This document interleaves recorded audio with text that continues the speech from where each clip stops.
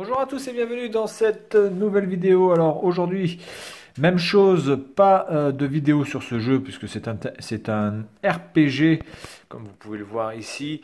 Donc évidemment ça ne sert pas vraiment à grand chose que de le montrer. Par contre je vais vous montrer tout ce qui est à l'intérieur. Donc il y a deux manuels, cette fois-ci j'en suis sûr. Donc ce jeu s'appelle Cosmic Fantasy 3, édité par Lasersoft.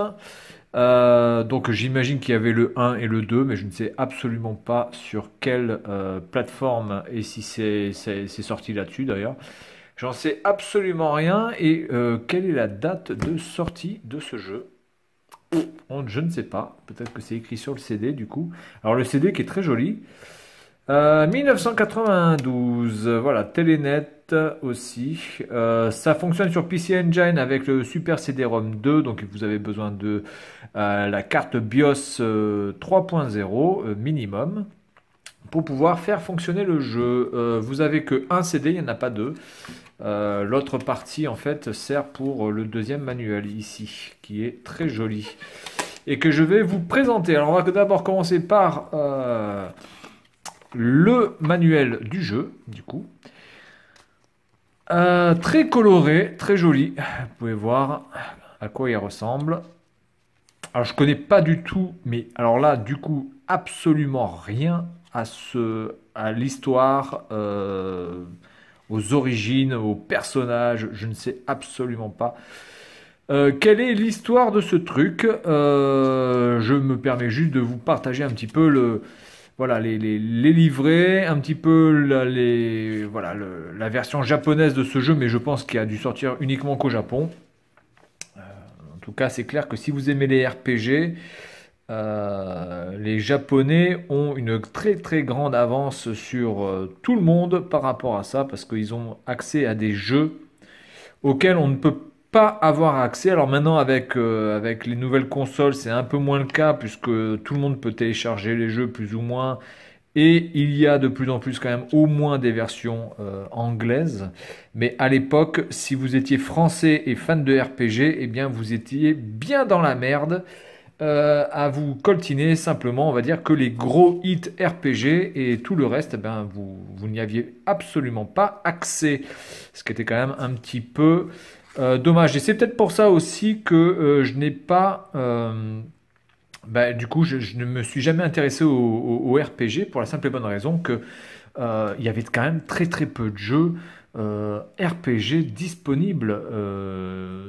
Voilà, le choix en magasin en RPG était quand même assez ridicule quand vous voyez un petit peu ce que les Japonais pouvaient avoir. Alors FPS évidemment, ça ne veut pas dire First Person Shooter. Ici, c'est Formation Performing System. Ici, vous avez des informations sur l'auberge et sur le magasin, n'est-ce pas? Et voilà, donc cette petite notice qui fait à peu près une vingtaine de pages est plutôt sympa, plutôt jolie, décorée, dessinée comme il faut, bien illustrée, et je pense avec des explications somme toute assez précises. Voilà, même si ici c'est pas, alors c'est en couleur ici, mais pas en couleur là, donc du coup ça fait un petit effet sympa. De toute façon, la couleur on l'a ici. Alors maintenant, nous avons ce petit livret qui lui est très joli en noir. Alors c'est dommage, il est un petit peu abîmé là, mais ici c'est l'official guidebook. Alors ça, c'est toute la production du jeu. Vous avez les caractères, enfin vous avez donc les personnages, comme la création des personnages, la création des scènes, des paysages, de tout ce qui peut être le visuel, comment la mécanique comment ça a été réalisé, voilà, donc les doublages, etc. Donc on est parti. Alors là, par contre, le papier est d'une qualité vraiment exceptionnelle par rapport à la notice de tout à l'heure. Là, le papier est même en papier glacé. Vous pouvez voir. Alors très très joli livret, bien fait, tout en couleur, sur papier glacé. Enfin, quasiment glacé. C'est pas vrai, c'est vraiment pas, enfin, c'est pas totalement du papier glacé, mais ça fait un effet glacé, un petit effet brillant comme ça. Donc très très joli. Vraiment, les dessins sont magnifiques. Regardez quand même la précision aussi de l'impression. Voilà.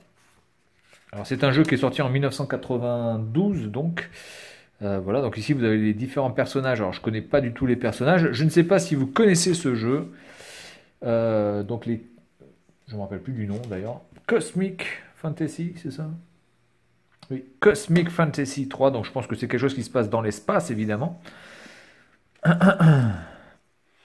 Donc là, vous avez des personnages un peu chelous, quoi. L'autre, il a une casquette Mario. C'est un mélange entre une casquette Mario et McDonald's. Voilà. Des chats. Donc ici, vous avez la création des scènes.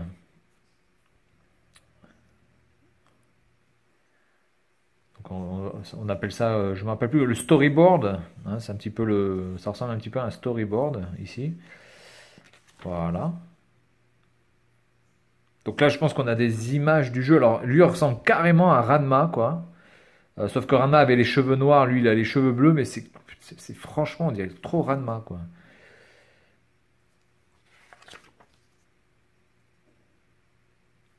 Voilà, alors on peut voir quand même que c'est assez détaillé, hein. Pour ceux qui arrivent à lire le japonais, c'est tout à fait lisible en japonais.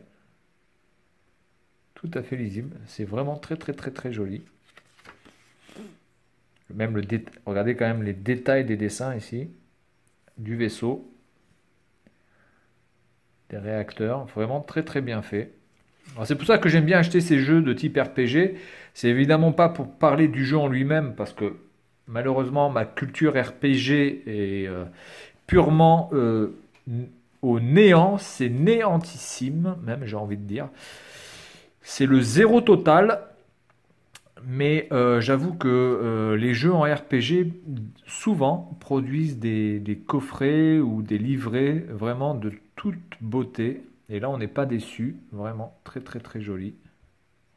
Dessin de très grande précision.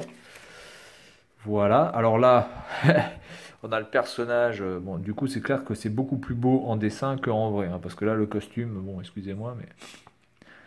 Ah, c'est bon, ça fait vraiment clodo quand même. Hein. Ici, donc, on a tout ce qui est doublage. Donc, on voit les studios de doublage, c'est vraiment très intéressant.